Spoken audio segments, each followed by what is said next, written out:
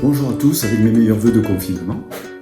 Donc on va revenir un petit peu aux urgences, puisque dans la mesure où les consultations ne sont pas permanentes chez le vétérinaire et on doit consulter en urgence, il est bon de réagir correctement par rapport aux pathologies présentées par son animal.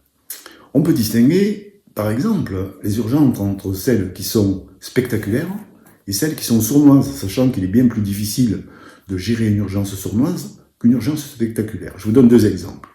Spectaculaires, ce sont les crises d'épilepsie. On a un animal qui brutalement se met à convulser, tombe sur le côté, émet des urines, et ces crises vont durer 1 à 2 minutes, et puis l'animal, après une petite période d'hébétement, va se relever et retrouver sa condition habituelle.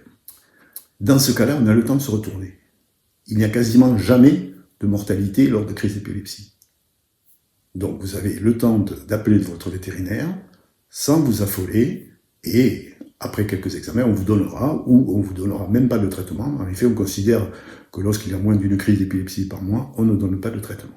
Face à ces pathologies spectaculaires, vous avez les pathologies sournoises, et l'exemple type, c'est le pyomètre, la métrite fermée de la chienne.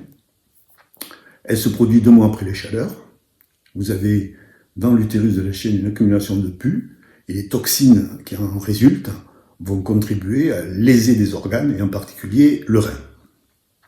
Comment on s'en aperçoit? Les symptômes au départ sont très discrets. On a une petite perte d'appétit, qui n'est pas inquiétante, et puis on a un animal qui progressivement boit un peu plus, urine un peu plus. Si on a une concordance entre tous ces symptômes, un animal un petit peu abattu, avec une diminution de l'appétit, une augmentation de la boisson, une augmentation des urines, il faut s'inquiéter et intervenir là rapidement si on ne veut pas arriver à avoir des lésions irréversibles, notamment au niveau du rein.